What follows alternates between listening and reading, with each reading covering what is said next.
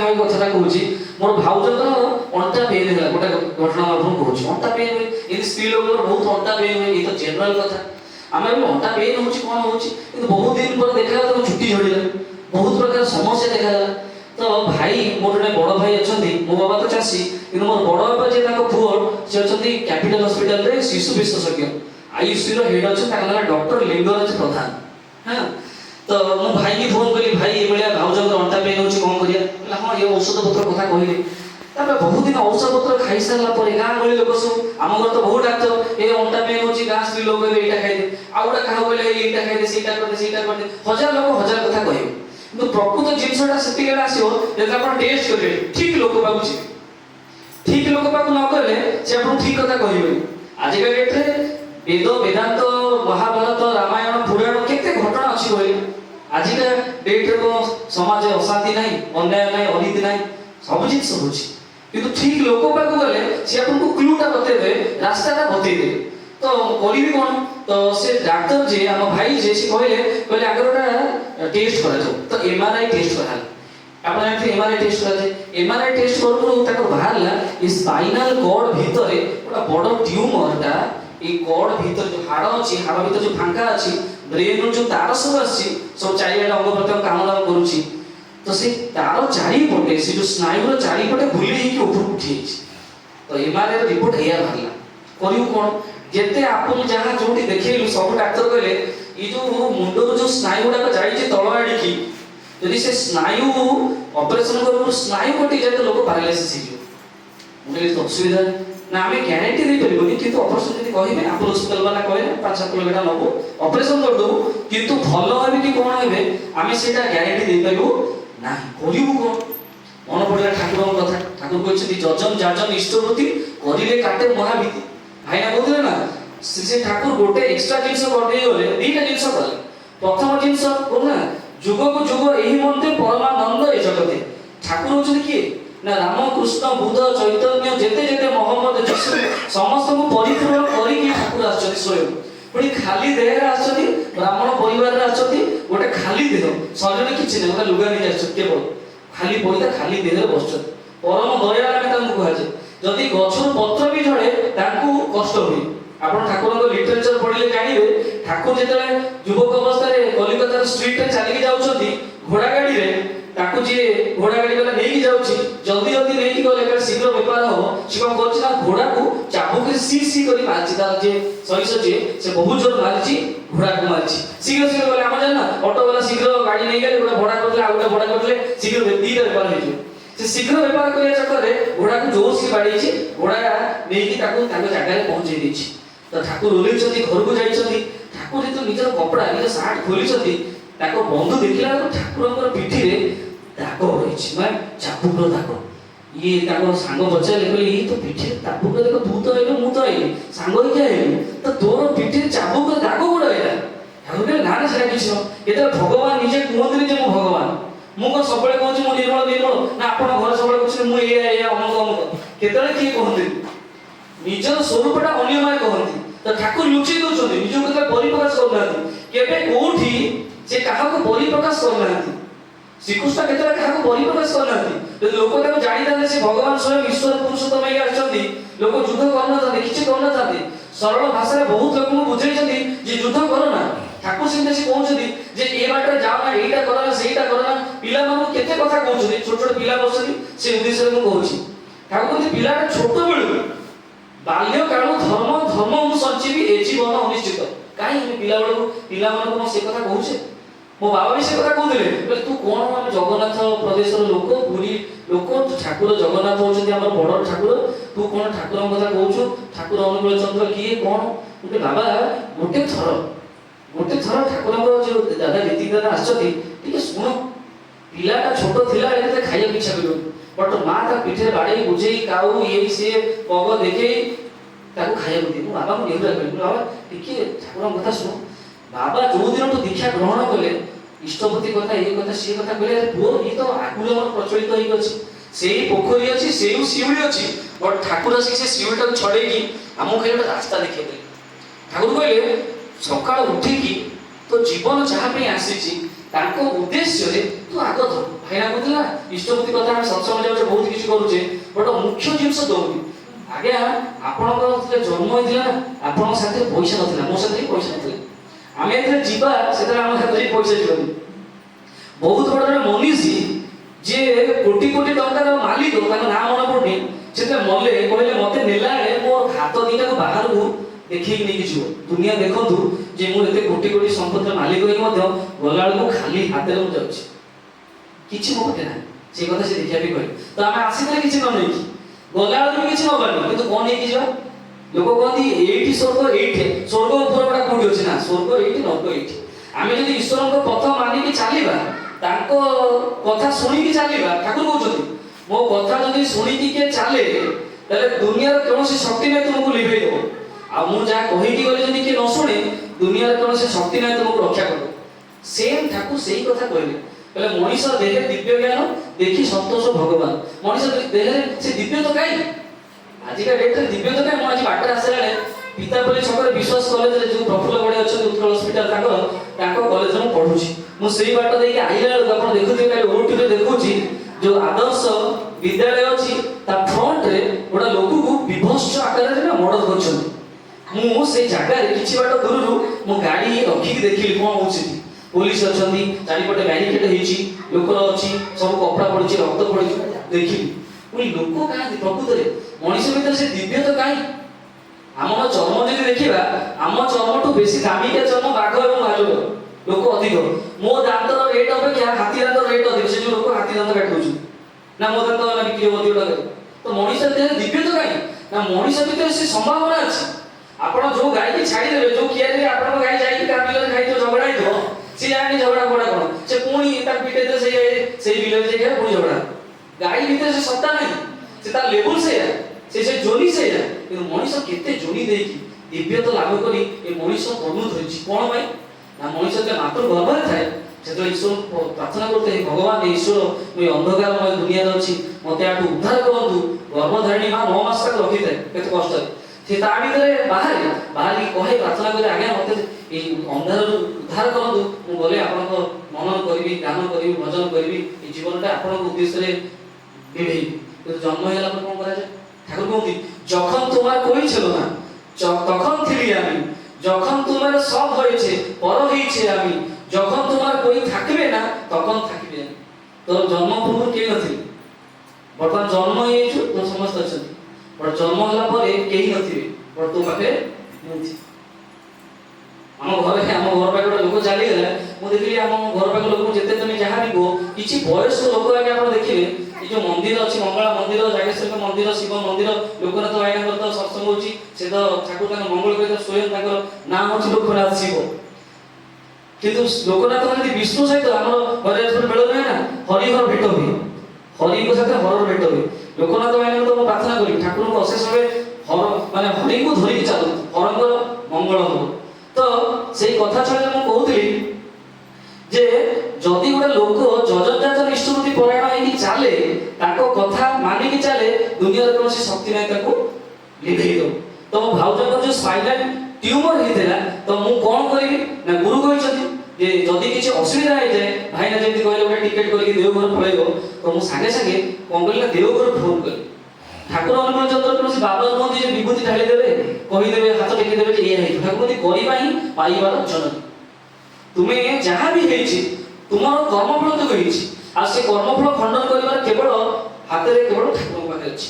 ଠାକୁର ମୁଁ ଦେଓଘର ଫୋନ କଲି, ସେଠି ଯେ ଠାକୁରଙ୍କ ପାଖରେ ଥାନ୍ତି ଜଣେ ଭାଇ, ଓଡ଼ିଆ ଭାଇ, ମୁଁ କହିଲି ଭାଇ ଭାଉଜଙ୍କର ସ୍ପାଇନାଲ ଟ୍ୟୁମର ହେଇଯାଇଛି, ଆଉ ଡାକ୍ତର ସବୁ ମନା କରୁଛନ୍ତି।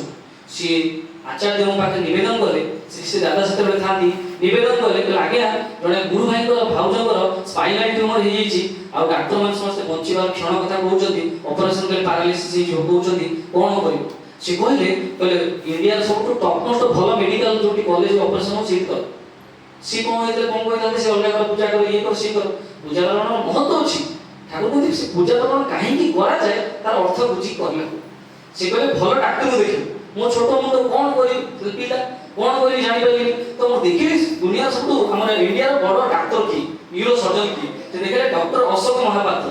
ମୁଁ କହିଲି ମହାପାତ୍ର ଟାଇଟଲ ମାନେ ତ ଓଡ଼ିଆ ଲୋକ, ତ ମୁଁ ତାକୁ मो मोबाइल रे फोटो उठी के एमआरआई रो पठेइली जे यदि भाउजन देह असुस्थ अछि आ कोन करी से मते कहले ई जो रोगटा बा ई जा हेछि क्रिटिकल रोग याकू भलो करिया पे एठी पळे आस दिल्लीस पळे आस एठी ऑपरेशन हेले ठाकुर मते दया होई तो बचि जाय पारे से घटना बहुत लंबा घटना हम कहबिनी मु सेठी गली पाखा दी दिवस मो सेठी समय कटि गेला दिल्लीस एते भीड़ ओडिसा से आपण गले केते भीड़ सकल देखुथे दिल्लीस रे आपण जदि आज पेशेंट को लेके जिवे ऑपरेशन करिया पे डॉक्टर समय देबेनी पे बसे पळे आसी मुझे लगे बसे पर आसे पेशेंट बची दियो ना कोन करिया ता पूर्व लोक लाइन ल अछि ऑपरेशन होबी आपण तो पेशेंट एते कुछ या केते केते पेशेंट है जो माने जम को पाखा बाकी से माने लाइन ल अछि ऑपरेशन होबी मुझे सत्य कथा जम को पाखा बाकी लोक लाइन अछि हम जम रो दूर अछि करिबु कोन रोहत तो कि दिन पर तो रिक्वेस्ट करी सेडी विभिन्न प्रकार डॉक्टर से कथा बार्ता है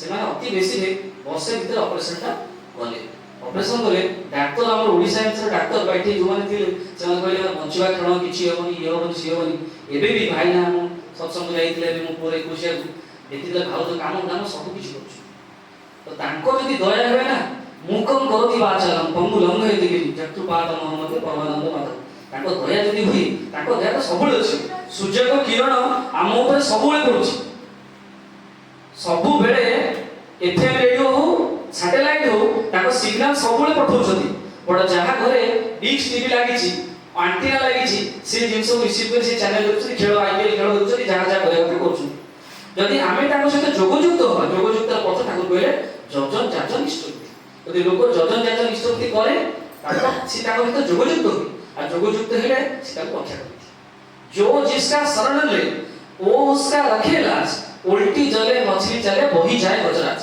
एटा तुलसीदास को कथा जे जो जिसका शरण ले जे जार शरण नब वो उसका रखे लाज सीतार शरण ता लज्जा रक्षा करी देव आको कथा द्रौपदी कथा कहथि ताको शरण ले आसिल बोलिया से ताको लज्जा रक्षा करी उल्टी जले मछली चले वही जाए गजराज जेते पानी हो ना काई माछर किछि तकलीफ हो जेते पानी बन्या ही पानी माछर कोन माछी पानी तो सारा आराम से जीव किंतु गजराज हाथी जेते बलवान हो ना काई पानी हेले हाथी रो जीवन से हाथी रक्षा करिया में जो भाई जाइतले रेकॉर्डिंग करिया में कहउतले तार जीवन संकटापन्न हेला बलिया ये गले रेकॉर्डिंग करिया में आगे हम हाथी पड़िता उद्धार करंतु फायर वाला आसत ये आसत से आसत तण कोई जीवन में गुरु दरकार गुरु नले किछ ठाकुर से कथा कहले पिलाटा छोट बडू जदि तार बाबा मां को प्रणाम करे मां कहिबो जे तू तो बाबा को प्रणाम कर बाजार पर घाट को जाऊ तो बाबा ने एटा जिंस दे जा आमे किंतु सीता शिखुन बाबा कहिबे तू मां को प्रणाम कर मोडा कॉलेज रे पढि जाके विश्वास करिवे ना नहीं जानि कॉलेज लक्षाधिक टंका रहउछु पाठ पढिया कोन से पाठ पढा मु भी जानि पाठ कोन पढाउची प्लस 2 साइंस जे टिके पढिला ताकू समस्त कहले तू इंजीनियरिंग पढिबू नले मेडिकल पढिबू मु आज समर क्लास पिला मते समय पिला बसले मु के भाई कहा कथा सुनिबू तू जति की पारिबू जहा करिवू तो सेति की पढ आम घर पाख गोटा पिला ता बापा को मेडिसिन दुकान अछि से कहले मो पो मेडिकल डॉक्टर हो आ फार्मासिस्ट हो से 10वीं सरीची समर क्लास डेमो क्लास को जीव ताको मु कहले अच्छा ठीक अछि तू जा मोर सांग अछि भलो पढौछि सेति जेकी खोटा पाके पीए कॉलेज पाके जेति जेकी जॉइन कर ता बापा पर दिन ताको नेकी छाड़िया गले से पिला कटा कटा करी केते कोन करी जिंस पत्र लोडिंग करी गला मु आज संध्या देखला से पिला घरे मु भी कोन हैला ना मु किछि जानि कोनी को पढाउछि बापा मां ई सब बोचि डॉक्टर हो इंजीनियर हो पिला मन कथा केही बुझि ठाकुर के कहउछु जो पिला छोट बडू बाबा मां को प्रणाम करे जो पुओ बाबा मां को प्रणाम करे से पिला बड़ होले गजे केनु से पिला रे जीव को आमे देबो पदानी ठाकुर के मातृ भक्ति अतुट जेते सेही पिला में भक्ति सते जेते बड़ बड़ स्कूल ले पढा तो ना काई ठाकुर कहउनी पिला रो शिक्षाटा घर स्टार्ट मु आज भाबुतली केते शिक्षा ठाकुर कोन कहउछथि मु ठाकुर धरला बरे आमे जगन्नाथ पूजा करू सब किछि करू जागेश्वर मंदिर त हमर पर जागेश्वर मंदिर अछि मु कि दिन पर ठाकुर देखै ले भाबिली अरे मु तो ठाकुर देखै ले सब किछि करी किंतु हमर इष्ट देवता जी इष्ट देवी जी जागेश्वरी ताको मंदिर पोछा होछ नै ताको तुलसी गछ पानी दिया होछ नै ताको परिष्कार होछ नै जागेश्वर को मेंटेनेंस होछ नै ए कथा त मु भाबिली केले किंतु ठाकुर मोर कहू जदी तुमर देवा देवी जी अछथि मंदिर जी अछथि ताको मंदिर ठीक से चालू चालू देखिबे ଆମର ଗୋଟେ ଗୁରୁ ଭାଇ ଅଛନ୍ତି ଜଗନ୍ନାଥ ମନ୍ଦିରରେ ଇଞ୍ଜିନିୟର, ବଡ଼ ଇଞ୍ଜିନିୟର, ଆମର ଆଚାର୍ଯ୍ୟ ଥିଲାବେଳେ ସେ ପଚାରନ୍ତି ଜଗନ୍ନାଥ ମନ୍ଦିର କନଷ୍ଟ୍ରକ୍ସନ ଚାଲିଛି କେତେ ବାଟ ଗଲା ଭାବୁଛନ୍ତି ତ? ଦେଓଗଡ଼ରେ ରହିକି କେତେ କ'ଣ ଘଟଣା ଘଟୁଛି ଆପଣ ଜାଣିବେନି। ଏଇ ବେରବଇ ଗାଁରେ ସେ ଗୁଡ଼ା କୋଉଠି ଶୁଣିଛନ୍ତି କାହାଠୁ କେତେ କେତେ ଘଟଣା ଘଟେ। ସେ ଶୁଣିଛନ୍ତି ଯେ ଚେଙ୍ଗା ଗଡ଼ିଶା ପୋଡ଼ା ହୁଏ, ତା ଦେହରେ ରସୁଣ ଏବଂ କଞ୍ଚା ଲଙ୍କା ସୋରିଷ ତେଲ ଦେଇକି ଚକଡ଼ା ହୁଏ, ପୁରା ଟେଷ୍ଟ ଆଇଟମ୍ ହୁଏ। ଭାବିଲେ ସେ ଦେଓଘରରେ ଅଛନ୍ତି, ବେରବଇ ଆମ ଗାଁର ଘଟଣା ଗଡ଼ିଶା ଚେଙ୍ଗା ଚକଡ଼ା ତାଙ୍କ ପାଖେ କ'ଣ କଥା, ସବୁ କଥା ତାଙ୍କ ପାଖେ। ଜୀବନରେ ଯେତେବେଳେ କୌଣସି ସମସ୍ୟା ଆସେ ଆପଣ ଯଦି ତାଙ୍କୁ ଗୋଟେ ସେକେଣ୍ଡ ବସିକି ନାମ ଅନୁମାନ କରିବେ, ସେ ଆପଣଙ୍କୁ ଦିଗ୍ଦର୍ଶନ କରିବେ। ଭାଇନା ତ କହିଲେ ଯୋଉ ପୁଲୱାମା ଆକ୍ରମଣର ଘଟଣା, ଏବେ କିଛି ଦିନ ତଳେ ବାହାନଗାର ରେଳ ଦୁର୍ଘଟଣା କଥା ଆପଣ ଶୁଣିଥିବେ। ଟିଭିରେ ଜଣେ ଭାଇ କହୁଛନ୍ତି ସନ୍ଧ୍ୟାବେଳ ଟାଇମ୍ ହେଇଥାଏ, ଆମେ ପ୍ରାର୍ଥନା କରୁଥାଉ, ପୁଣି ମୋ ଘଟଣା ଶୁଣନ୍ତୁ, କରମଣ୍ଡଳ ଏକ୍ସପ୍ରେସ ଆକ୍ସିଡେଣ୍ଟ ହବାର ଆଗ ଟ୍ରେନରେ ଆମେ ଆସୁଛୁ, ଆମ ଟ୍ରେନ ଯଦି ଲେଟ୍ ହେଇଥାନ୍ତା ଆମ ଗାଡ଼ି ବି ଧକ୍କା ହେଇଥାନ୍ତା। ମୁଁ ଦେଓଘର ଯାଇଥିଲି, ଆମେ କିଛି ଲୋକଙ୍କୁ 60-70 ଲୋକଙ୍କୁ ନେଇକି ଫେରୁଛୁ, ତା ପୂର୍ବ ତା ପରେ ଆସୁଛି କରମଣ୍ଡଳ ଏକ୍ସପ୍ରେସ। ସେ କରମଣ୍ଡଳ ଏକ୍ସପ୍ରେସ ଆକ୍ସିଡେଣ୍ଟ ହେଇଛି, ଆମ ଗାଡ଼ି ଖୋର୍ଦ୍ଧା ରୋଡ ରେଲୱେ ଷ୍ଟେସନରେ ପହଞ୍ଚିନି। ଆମ ଘର ଲୋକ ଫୋନ କରୁଛନ୍ତି ଯେ ତମେ କୋଉ ଗାଡ଼ିରେ ଆସୁଛ? ଆମେ କହିଲୁ ଆମେ ଆଗ ଗାଡ଼ିରେ ଆସୁଛୁ, ନା ଆମେ ଶୁଣୁଛୁ କରମଣ୍ଡଳ ଏକ୍ସପ୍ରେସ ଆକ୍ସିଡେଣ୍ଟ ହେଇଛି। ମୁଁ କହିଲା ନା ଆମେ ତା ଆଗ ଗାଡ଼ିରେ ଆସି ପାଖାପାଖି ଖୋର୍ଦ୍ଧା ରୋଡ ଗଲୁ ନା ବଞ୍ଚିଗଲୁ। ଆଚ୍ଛା ଆମେ ସିନା ବଞ୍ଚିଗଲୁ, ଠାକୁରଙ୍କୁ ଏମିତି ଜଣେ ପ୍ରଶ୍ନ କରିଥିଲି। ଜଣେ ଗୁରୁ ଭାଇ, ସମୟ ତ ଅତିକ୍ରାନ୍ତ, ଆଉ 3 ମିନିଟ୍ ଅଛି। ଜଣେ ଗୁରୁ ଭାଇ ଠାକୁର ପାଖକୁ ଆସିଛି, ପ୍ରଣାମ କରୁଛି, ଠାକୁର ତାକୁ କହୁଛନ୍ତି ହେ ତୁ ଘରକୁ ଆଜି ଯା ନା ରହିଯା। ଆରେ ସେ ଠାକୁର କହୁଛି ମୋର ତ ଘରେ ବହୁତ କାମ ଅଛି, ମୁଁ ନଗଲେ ହବନି। ଠାକୁର ତାକୁ କହୁଛନ୍ତି ତୁ ରହିଯା, ଗୋଟେ ଦିନ ରହିଗଲେ ଚଳିବ। ସେ କିନ୍ତୁ ଠାକୁରଙ୍କ କଥା ନ ଶୁଣିକି ରେଲୱେ ଷ୍ଟେସନକୁ ପଳେଇଲା। ବସିଛି ଟ୍ରେନ ଆସିଲା, ହଠାତ୍ ଟ୍ରେନକୁ ଚଢ଼ିବାକୁ ଯାଇଛି, ବସିଛି, ଠାକୁର କହୁଛନ୍ତି ଓହ୍ଲେଇ ପଡ। ସେ ଲୋକ କ'ଣ ଭାବିଲା, ତା ମନକୁ କ'ଣ ଆସିଲା, ଠାକୁରଙ୍କ ଆବାଜ, ସେ ଓହ୍ଲେଇ ପଡ଼ିଲା। କିଛି ସମୟ ଦେଖା ସେ ଟ୍ରେନ ନେକ୍ସଟ ଷ୍ଟେସନ ଆକ୍ସିଡେଣ୍ଟ ହେଇଛି, ସେ ଲୋକ ମରିଛନ୍ତି। ये दौड़ी के ठाकुर प्रश्न कर आज्ञा मनीष जीवन को मो जीवन इम्पोर्टाट अलग जीवन लोक जो लोक मैंने सब ठाकुर अन्य ठाकुर धरते सब कुछ कर जीवन को इम्पोर्टाट नु आप मत कह ओल्लई देते आखि छड़ छड़ ठाकुर पचार ठाकुर जहाँ समस्त कह ओल्लैया जी कि जोगयुक्त थी श्रीकृष्ण भगवत कहते गीता कहते जी मो सहित जोगयुक्त थाए उपस्थित बुद्धि से गुरु भाई मैंने सन्ध्या प्रार्थना करते से कहले आम डबा अलग एक डबा पर चढ़ी पड़ेगा आमे पड़ी एक्सीडेंट हेलु कि आम छोट छोट क्षत होला बट आमे केही मरि भावंत ताको से जोगयुक्त जदि हुए से केते खागु माने गर्भिणी हरिण को रक्षा करछथि पानी भितरे हाथी को रक्षा करछथि द्रौपदी को रक्षा करछथि केते कोन ताको ची दी श्रद्धा मरि जी आमे के नेई ना हालिया कलिकता स्ट्रीट रे पूरा भिकारी भिके मागुची ठाकुर बाबू देला ठाकुर कहते आमा के कुछ दे मते किछ दियो आज लोक देई दे जाइछ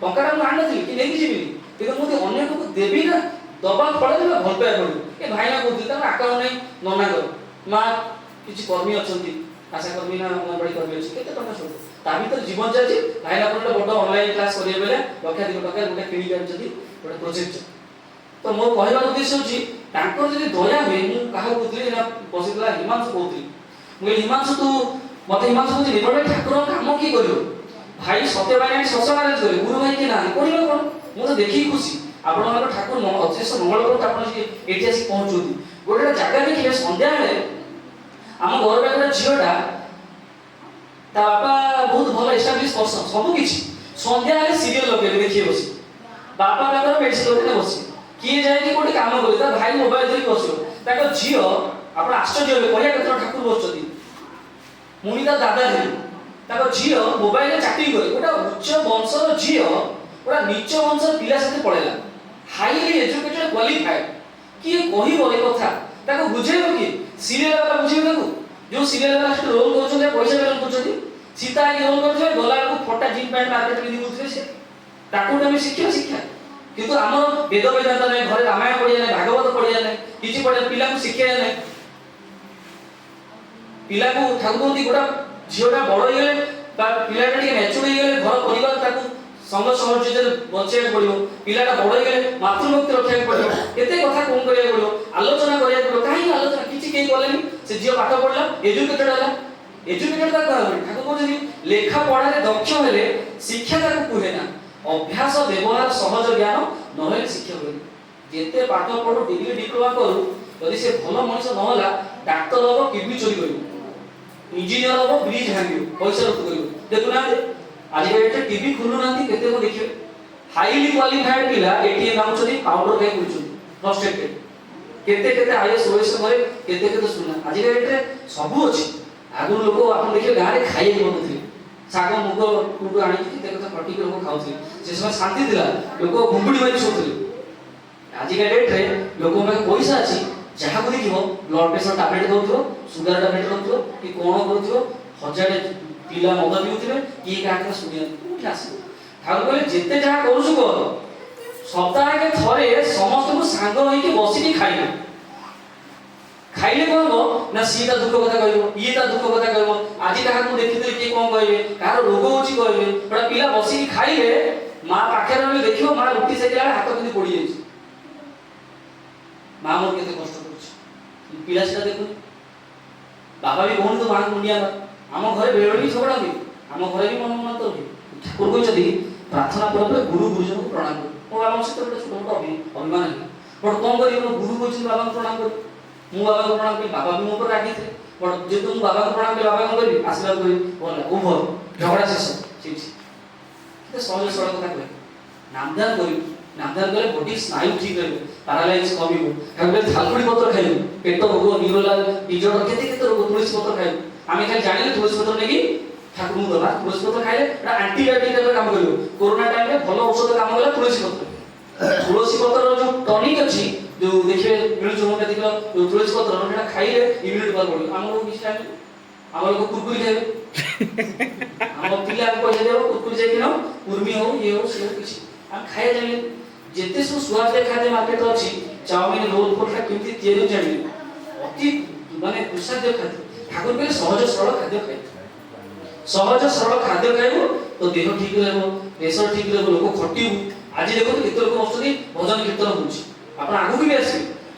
କୋଟି ତୀର୍ଥ ବୁଲିଲେ ଯେତିକି ଲାଭ ହୁଏ, ଯେତିକି ସୁକର୍ମ ହୁଏ, ଯେତିକି ସୁଫଳ ମିଳେ, ପୁରା ସତ୍ସଙ୍ଗକୁ ଗଲେ ସେତିକି ସୁଫଳ ମିଳେ। ଆପଣ କେବଳ ଆସିବେ ଏକୁଟିଆ, ପିଲା ପରିବାର ପରିବେଶ ନେଇକି ଆସିବେ। ଲାଷ୍ଟ କଥା ମୁଁ କହିକି ମୋ କଥା ରଖୁଛି ଯେ ମୁଁ ବିଶୁକୁ କହୁଥିଲି, ମତେ କହିଲା ନିର୍ମଳ ଭାଇ ସତ୍ସଙ୍ଗକୁ ନ ଆସିଲେ ଠାକୁରଙ୍କ କାମ କିଏ କରିବ। ଠାକୁର ଏତେ ଆଶାବାଦୀ ଆପଣ ବିଶ୍ୱାସ କରିବେ। ଠାକୁର କହିଲେ ମୁଁ ଗୋଟେ ସାମ୍ରାଜ୍ୟ ଛାଡ଼ି ଦେଇପାରେ, ବଡ଼ ବଡ଼ ଲୋକକୁ ଛାଡ଼ିବି। ଲୋକଙ୍କୁ କେତେ ଭଲ ପାଇବା, ଜିସସ୍ ଖ୍ରୀଷ୍ଟ କେତେ ଭଲ ପାଉଥିଲେ। ଗୋଟେ ମେଣ୍ଢା ଯଦି ଯାଉଥିଲା ତାଙ୍କର ଶାଳରୁ, ଗୋଟେ ମେଣ୍ଢା ଫେରୁନଥିଲା, ତାକୁ ଦୁଃଖ ଲାଗୁଥିଲା, ମେଣ୍ଢା କାହିଁ ଆସୁନି, କାରଣ ସେ ସୃଷ୍ଟି କରିଛନ୍ତି ତାକୁ ନା। ଲୋକଙ୍କ ଦ୍ୱାରା ଈଶ୍ୱର ଲୋକଙ୍କୁ ସୃଷ୍ଟି କରିଛନ୍ତି। ଲୋକ ଯଦି ଅସୁବିଧା ହବ, ଗୋଟେ ପିଲା ଯଦି ଅସୁବିଧା, ବାପା ମାଆଙ୍କୁ ବେଶୀ କ୍ଷତି ହବ, ବେଶୀ ମାଆଙ୍କୁ କ୍ଷତି ହବ। ଆଉ ଯିଏ ଜୀବନ ଦେଇଛନ୍ତି ତାଙ୍କୁ କେତେ କ୍ଷତି ହବ, ତାଙ୍କୁ କେତେ କଷ୍ଟ ଲାଗୁଥିବ ଭାବନ୍ତୁ। ବାପା ମା ଆମେ ଜନ୍ମ ଦେଇଛୁ, ତାଙ୍କୁ କଷ୍ଟ ହଉଛି, ଯେ ଜୀବନଟା ଦେଇଛି ସତ୍ତା ଦେଇଛି, ତାକୁ କଷ୍ଟ ହଉଥିବ, କଷ୍ଟ ହଉଥିବ। ସେଥିପାଇଁ ଗୋଟେ ଲୋକକୁ ସାମ୍ରାଜ୍ୟ ଛାଡ଼ିଦେବି, ଗୋଟେ ଲୋକ ଛାଡ଼ିଦେବି। ସେ ଲୋକ କାହାନ୍ତି ଠାକୁରଙ୍କ ପାଇଁ, ଠାକୁରଙ୍କ କାମ କରିବାକୁ କାହାନ୍ତି ଲୋକ। ଠାକୁର ଯିଏ ମୋ ପାଇଁ ଟିକେ କରେ ନା, ଭାଇନା କହୁଥିଲେ ସେ ଧାରୁଆ କାହା କୁହନ୍ତି, ଯିଏ ପାଣି ଗ୍ଲାସ ଦେଇଛି ସେ ତାକୁ ସମୁଦ୍ର ଦେଇ ଦେଇଛନ୍ତି। ବିଶୁ କହୁଥିଲି, ମତେ କହୁଛି ବିଶୁ କହୁଛି ଯେ ବିମଳ ଭାଇ ଆଉ ଠାକୁରଙ୍କ କାମ କି କରିବ, ସେଥିପାଇଁ ମୁଁ ବେଶୀ ବାଟ ଗୋଟେ ଆପ୍ଲାଏ କରୁନି, କିଛି କରୁନି। ଠାକୁରଙ୍କ କାମ କରିବାକୁ ମୁଁ ଦେଖୁଛି, ଯାହା ହବା କଥା ହବ। ମତେ କହିଲା ମୁଁ ଠାକୁରଙ୍କ କାମ କରିବି, ଯାହା ହବା କଥା ହବ। ମୁଁ ତ ସେ କଥା କହିଲି, ତୁ ଠିକ ଲାଇନରେ ଅଛୁ। ଆଜିର ଘଟଣା ଶୁଣି ମୁଁ କହିଲି, ମୁଁ କହିଲି ଆଜି ଯେ ଯୋଉ ପ୍ରଫୁଲ୍ଲ ବଡ଼ାଇଙ୍କ ପୁଅ ଯେ ଉତ୍କଳ ହସ୍ପିଟାଲ ଚଲାଉଛନ୍ତି, ସେ ଘଡ଼େଇ ସାର୍ ଆମ ସେ ପ୍ରିନ୍ସିପାଲଙ୍କୁ କହିଲେ, ଆକାଶ ଇନଷ୍ଟିଚ୍ୟୁଟର ପ୍ରିନ୍ସିପାଲ କହିଲେ ନିର୍ମଳ ସାର୍ଙ୍କୁ ଡାକନ୍ତୁ। ମୋତେ ଡାକିଲେ ଚାମ୍ବରକୁ, ମୋତେ କହିଲେ ସେ ଚେୟାରମ୍ୟାନ୍ ସାର୍ କହିଛନ୍ତି ନିର୍ମଳ ସାର୍ ଆପଣ କେତେ ପଇସା ଦେବେ କୁହନ୍ତୁ, କେତେ ଟଙ୍କା ଦରକାର, ଅଲଗା କଲେଜରେ ପଢ଼ାନ୍ତୁନି, ଆମ କଲେଜ ଆପଣଙ୍କୁ ପଇସା ଦେବ, ବଟ୍ ଆପଣ ରୁହନ୍ତୁ, ଆପଣ ରୁହନ୍ତୁ, ଆପଣ କେତେ 50-60 ହଜାର ଟଙ୍କା ଦରକାର, କଣ ଦରକାର, କେତେ ଟଙ୍କା ଦରକାର ଆପଣ କୁହନ୍ତୁ, ଯେତେ ଟଙ୍କା କହିବେ ଆପଣ ଆପଣଙ୍କୁ ଦେବେ, ପୁରା ରେଞ୍ଜରେ କହିବେ, ଠିକ ସେ କହିବେ, ଆମେ ଆପଣଙ୍କୁ ପଇସା। ତାଙ୍କର ଯଦି ଦୟା ହୁଏ, ସୁଦାମା ଗୋଟେ ମୁଠା ଖୁଦ ଦେଇଥିଲେ, ବଟ୍ ଆସିଲା ବେଳକୁ ତାଙ୍କର କେବଳ ଘର ପରିବାର ଚେଞ୍ଜ ହେଇନି, ତାଙ୍କ ପାଖ ପଡ଼ୋଶୀ କେତେ କାହାର ଘର ପରିବାର ଚେଞ୍ଜ ହେଇଛି, ମାହୋଲ ଚେଞ୍ଜ ହେଇଛି। ତାଙ୍କର ଯଦି ଦୟା ହୁଏ ନା, ସବୁ କିଛି ପରିବର୍ତ୍ତନ ହେଇଯିବ। ଆପଣ ଥିବେ ମୁଁ ଥିବି, ତ ଆପଣ ଥିବେ କି ମୁଁ ନଥିବି, ଆପଣ ପିଲାମାନଙ୍କୁ ଠାକୁରଙ୍କ ରାସ୍ତାରେ ଚଲାନ୍ତୁ, ଦେଖିବେ। ଆମର ଗୋଟେ କୃଷ୍ଣ ଭାଇ ଆସିଯାଆନ୍ତି, ସେ ଆମର ଯାଜନ କରନ୍ତି, ତାଙ୍କ ବାପା ମୋତେ ଗୋଟେ ଥର କହୁଥିଲେ, କହିଲେ ନିର୍ମଳ ଭାଇ ସେ ବଡ଼ଦାନ ପାଖରେ କାମ କରୁଛନ୍ତି, ନିର୍ମଳ ଭାଇ ମୁଁ ବଞ୍ଚିଥିବି ନଥିବି ଦେଖିବ। ତାଙ୍କ ପୁଅକୁ ସେ ଛୋଟ ଥିଲାବେଳେ କହୁଥିଲେ, କହିଲେ ଦେଖ ତୁ ଯଦି ଠାକୁରଙ୍କ ଯଜନ ଯାଜନ ଇଷ୍ଟଭୃତି କରୁନା, ଠାକୁର କେତେ କହିଛନ୍ତି ଅର୍ଥ ମାନ ଯଶ ପାଇବା ଆଶାରେ ମତେ ଠାକୁର ସହିତ ଭକ୍ତ ବନେ ମୁଁ ଗୋଟେ ପଇସା ପାଇଯିବି ମାନ ପାଇଯିବି ଯଶ ପାଇଯିବି ତାଙ୍କ ପାଖକୁ ଯିବି ରୋଗ ଭଲ ହେଇଯିବ ସେମିତି କିଛି ନୁହଁ। ଠାକୁର ଯଦି ଦୟା ଆଣେ ଯିବେ ରକ୍ଷା ରକ୍ଷାକେ ଦୟା କହେ ଜୀବନ ଭରେ ପାଳିବି ରକ୍ଷା ଭଗବାନ ଦୟା କରେ। ଠାକୁର ଯଦି ମୁଁ ଯଦି ତାକୁ ରକ୍ଷା କରି ଚାଲିବି ସେ ରକ୍ଷାର ଅନ୍ୟ ଅର୍ଥ ହେଉଛି ଦୟା ତାଙ୍କ ଦୟା ପ୍ରାପ୍ତ ହେବି। ସେ ଦାଦା କହୁଥିଲେ ମୁଁ ଯଦି ଠିକ ବାଟରେ ଚାଲୁଥିବି ମୋ ପୁଅ ମ୍ୟାନ୍ ଅଫ୍ କ୍ରୋଡ୍ସ ହବ। ଆଜିକାଲି ସେ କୃଷ୍ଣ ଭାଇ ଯୋଉ ଆସନ୍ତି ସେ ଭୁବନେଶ୍ୱରରେ ତାଙ୍କର ବହୁତ ବଡ଼ ଗୋଟେ କ୍ଲିନିକ ଅଛି ଏସିର ଡାକ୍ତର ଆସୁଛନ୍ତି ବହୁତ ବଡ଼ ଗୋଟେ ମାନେ ଫାର୍ମାସିର ଗୋଟେ ହସ୍ପିଟାଲ କରିବା ପାଇଁ ବହୁତ ସାରା ବ୍ଲଡ ଭୁବନେଶ୍ୱରରେ ମ୍ୟାନ୍ ଅଫ୍ କ୍ରୋଡ୍ସ। ଦେଖନ୍ତୁ ଠାକୁର ଯାହା କହିଥିଲେ ସେଟା ସତ ହେଲେ ଆମେ କିନ୍ତୁ ପଇସା ପଛରେ ଦୌଡ଼ିବାନି ଆମେ କିନ୍ତୁ ମାନଯୋଷ ପଛରେ ଦୌଡ଼ିବାନି ଆମେ ଯଦି ତାଙ୍କ ପଛରେ ଦୌଡ଼ିବା ସିଏ ଯଦି ଅଛନ୍ତି ତାହେଲେ ସବୁ ଅଛି। ଶ୍ରୀକୃଷ୍ଣ ଯଦି ଅଛନ୍ତି ତାହେଲେ ସବୁ ଅଛି। ମୋ ପାଖରେ ଜଗନ୍ନାଥ ଅଛନ୍ତି ତାଙ୍କ ଦୟା ହେଲେ ରୋଗ ଶୋକ ସବୁ ଡାକ୍ତର ବି ଗୋଟେ ଗୋଟେ ରୋଗରେ ହାତ ଲାଗିଦେବେ। ଡାକ୍ତର ଲାଷ୍ଟକୁ କହିବେ ଯେ ଆପଣ ଠାକୁରଙ୍କୁ ଡାକନ୍ତୁ ଆମ ହାତ କାମ କରୁନି ଆପଣ ଠାକୁରଙ୍କୁ ଡାକନ୍ତୁ। ତ ଲାଷ୍ଟ ଡାକ୍ତର ଯଦି ଶେଷ ଆଶ୍ରୟ ହେଉଛନ୍ତି ଜଗନ୍ନାଥ ତାହେଲେ ଆମେ ଡାଇରେକ୍ଟଲି ଜଗନ୍ନାଥଙ୍କୁ କାଇଁ ନ ଡାକିବା। ଠାକୁର ମଧ୍ୟ ସେୟା ସମସ୍ତଙ୍କୁ ପରିପୂରଣ କରିକି ଆସୁଛନ୍ତି ଗୁରୁ ରୂପେ। ଠିକ କୁହାଯାଏ ସବୁ ଜିନିଷ ଭିତରେ କୁହାଯାଏ ଯେତେ ଦେବାଦେବୀ ଥାନ୍ତୁ ସର୍ବଶ୍ରେଷ୍ଠ ଅଛନ୍ତି ଗଣେଶ ବିଦ୍ୟା। ଗୁରୁଙ୍କୁ ଧରିଲେ ଆମ ଠାକୁର ବତେଇଛନ୍ତି ଜଗନ୍ନାଥଙ୍କୁ କେମିତି ପୂଜା କରାଯାଏ। ଆମ ଘରେ ଯେତେବେଳେ ଠାକୁରଙ୍କ ଆସନ ତିଆରି କରାହେଲା ଆମ ବାବା କହିଲେ ଆମ ଗୁରୁ କହିଛନ୍ତି ଯେ ଜଗନ୍ନାଥଙ୍କ ମଧ୍ୟ ସେମିତି ଆସନ କରାଯିବ। ଆଗରୁ ଜଗନ୍ନାଥଙ୍କ ଆସନ ବଡ଼ କାଠରେ ଆସନ ନଥିଲା ବଟ୍ ଯୋଉଦିନ ଠାକୁରଙ୍କୁ ଆମେ ଧରିଲୁ ସେଦିନ ଜଗନ୍ନାଥଙ୍କ ପୂଜା କ'ଣ ଠାକୁର କ'ଣ କହିଛନ୍ତି ନା ସେଇ ଜଗନ୍ନାଥଙ୍କୁ ଭଲ ଭାବେ କେମିତି ପୂଜା କରାଯାଏ କ'ଣ କରାଯାଏ ଜଗନ୍ନାଥଙ୍କ ସ୍ୱରୂପ କ'ଣ କେମିତି କ'ଣ କରାଯାଏ ସେ ଆମକୁ ବୁଝେଇଲେ। ତାପରେ ଆମେ ଠାକୁର ଜଗନ୍ନାଥଙ୍କ ମଧ୍ୟ ଗୋଟେ ସୁନ୍ଦର ଆସନ ଘରେ ଆସେ। ଗୁରୁଙ୍କୁ ଧରିଲେ ଏଇଟା ଆପଣ ଠାକୁରଙ୍କୁ ଧରନ୍ତୁ ଠାକୁରଙ୍କୁ ବିଶ୍ୱାସ କରନ୍ତୁ ତାଙ୍କର ଯେଉଁ ପ୍ରଦର୍ଶିତ ରାସ୍ତା ଯଜନ ଯାଜନ ଇଷ୍ଟପତି ସୁସ୍ଥ ହେଇନି ସଦାଚାର ପରିପାଳନ କରନ୍ତୁ। ତାକୁ କହୁନା ତେବେ ସତ୍ନାମ ମନନ କର ସତ୍ସଙ୍ଗର ଆଶ୍ରୟ ଗ୍ରହଣ କର ମୁଁ ନିଶ୍ଚୟ କରି କହୁଛି ତୁମର ଉନ୍ନୟନ ପାଇଁ ଆଉ ଭାବିବାକୁ ହେବ ନାହିଁ। ମାନେ ଠାକୁର ଗ୍ୟାରେଣ୍ଟି କଥା କହିଲେ ତୁମେ ଯଦି ସେଇ ପଥରେ ଚାଲ ତୁମର ଉନ୍ନତି ଅନିବାର୍ଯ୍ୟ। ସର୍ବଶେଷରେ ଲୋକନାଥ ଭାଇ ଆପଣମାନଙ୍କର ସମସ୍ତଙ୍କର ଗୁରୁ ଗୁରୁଜନ ମାନଙ୍କୁ ମୋର ଆଉ ଥରେ ପ୍ରଣାମ କରେ। ଶ୍ରୀ ଶ୍ରୀ ଠାକୁର ଆପଣମାନଙ୍କର ସର୍ବବିଧ ମଙ୍ଗଳ କରନ୍ତୁ ଏ ପରିବାରର ମଙ୍ଗଳ କରନ୍ତୁ ଏ ଗ୍ରାମର ମଙ୍ଗଳ କରନ୍ତୁ। ଏହା ହିଁ ଶ୍ରୀ ଶ୍ରୀ ଠାକୁରଙ୍କ ଶ୍ରୀପାଦ ପଦ୍ମରେ ମୋର ଅନନ୍ତ କୋଟି ପ୍ରଣାମ ଏବଂ ପ୍ରାର୍ଥନା। ସମସ୍ତଙ୍କୁ ଜୟ ଗୁରୁ।